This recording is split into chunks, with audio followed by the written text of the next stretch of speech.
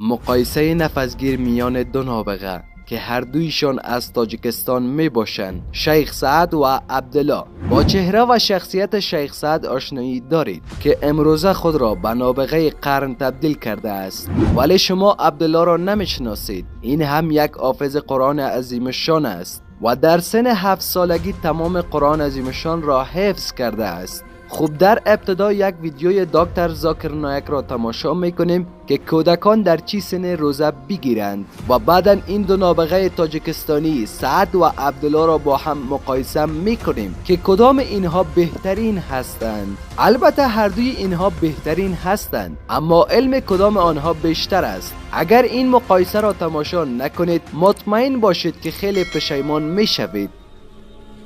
The next question is from a sister by the name of Maryam. She's a revert. She's from Birmingham, UK.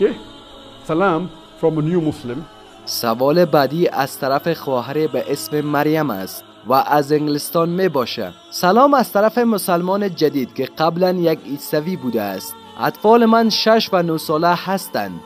گاهی از من می خواهند که روزه بگیرند، ولی من نمیدانم که آنها آمادگیشان را دارند یا خیر. نمیدانم که آیا وقتش رسیده که تمام روز فرزندان خود را گشنه و تشنه نگه دارم؟ لطفاً راهنماییم کنید. روزه گرفتن تنها بالای مسلمانان بالغ است که عاقل باشد، سالم باشد و سفر نکند، ولی روزه بالای اطفال خردسال فرض نیست. ولی اگر انجامش بدهند ترجیح داده می شود تا اینکه برایش آموخته شود، مانند نماز خواندن که تنها بالای مسلمانان بالغ است و نه برای اطفال خردسال. حدیثی از پیامبر عزیز ما حضرت محمد صلی الله علیه و سلم وجود دارد که می‌فرمایند در سن 7 سالگی فرزندان خود را تشویق بر نماز خواندن کنید و در سن 10 سالگی اگر آنها نماز نمی‌خواندند می توانید از ظهر هم کار بگیرید. اگرچه بیشتر برای مرد بالغ می باشد، ممکن است برای زن نیز به سن 13 یا 14 سالگی باشد و بسته به سن بلوغشان دارد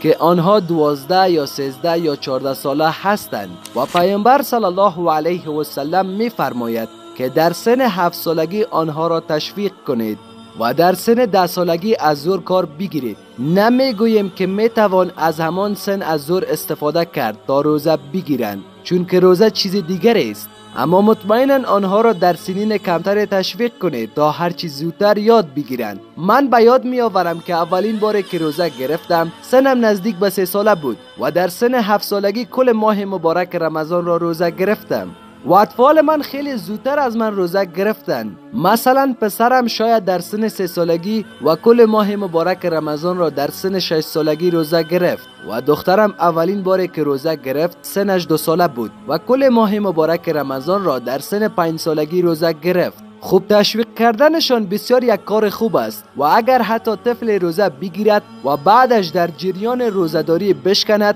هیچ گناهی ندارد، چنان که آنها واجد شرایط نمی باشند، نه اینکه آنها پس از ماه مبارک رمضان جبرانش کنند. اگر روزه را بشکنند یک روزه داوطلبانه است، مجبور نیستند که آنها جبرانش کنند. بنابراین باید آنها را تشویق کنید. شما می توانید بگویید که اگر روزه بگیرید من برایت جایزه میخرم، عروسک میخرم، آیسکریم میخرم یا چاکلیت میگیرم و این یک کار بسیار خوب است. مراقب باشید که فرزندانتان زودتر روزه بگیرند، نه به خاطر اینکه مثلا من می توانستم کل ماه مبارک رمضان را در سن 7 سالگی روزه بگیرم و یا اینکه پسرم در سن 6 سالگی یا دخترم در سن 5 سالگی روزه گرفت، چون که همه اطفال نمی توانند و اکثر فامیل ها می ترسند و می گویند که اطفالمان مریض می شوند. غم نخورید، هیچ اتفاقی قرار نیست که بیفتد. با جای آن تشویقشان کنید و ماشاءالله در مکتب من اکثر اطفال در صنف اول شروع به روزه گرفتن می کنند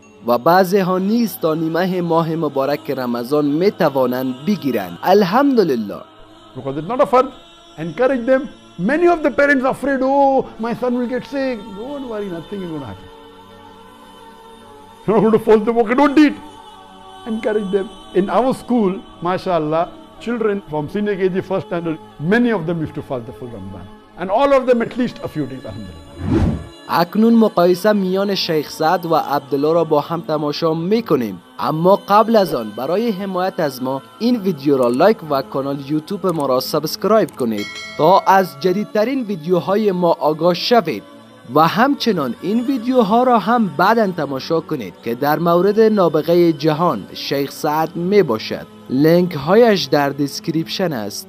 شیخ سعد نابغه جهان، این نوجوان که حدود 13 سال سن دارد، حافظ تمام قرآن عظیم شان می باشد و کتاب‌های صحیح البخاری، صحیح المسلم، سنن ابو داود، سنن ترمذی، سنن ابن ماجه و غیره کتاب‌های دینی را حفظ کرده است و ماشاءالله با این حافظه قویش که هر متن را یک بار میخواند و حفظش میکند.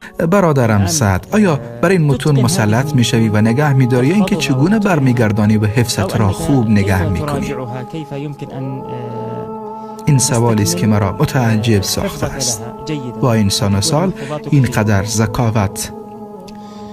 الحمدلله هر متنی را که یک بار میخوانمش و حفظ میکنم دیگر تا 4 یا 5 ماه از یادم نمیرود.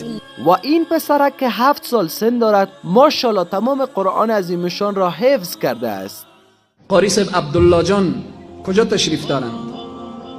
قاری صاحب عبدالله جان برادر خردسال ما که از تاجیکستان هست.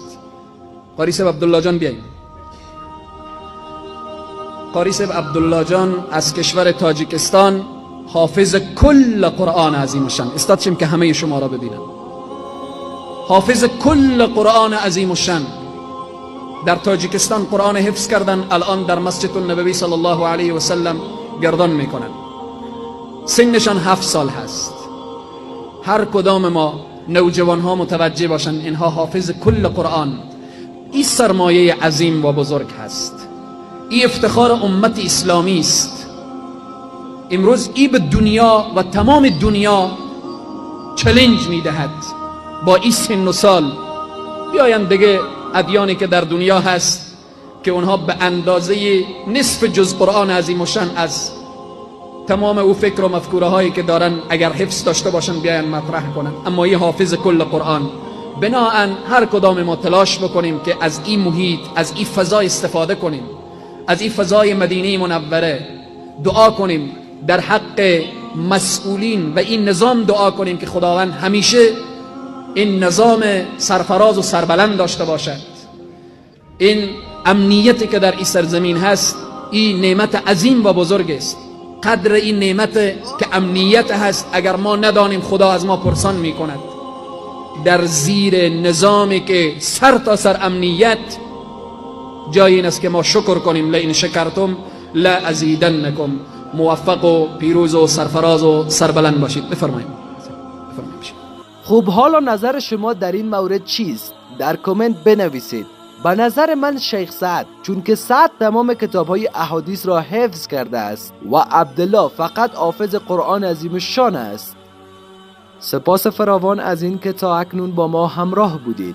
به خاطر اجر و ثواب این ویدیو را با دوستانتان شریک نموده و برای حمایت از ما این ویدیو را لایک و کانال یوتیوب ما را سابسکرایب کنید. تا درود دیگر بدرود.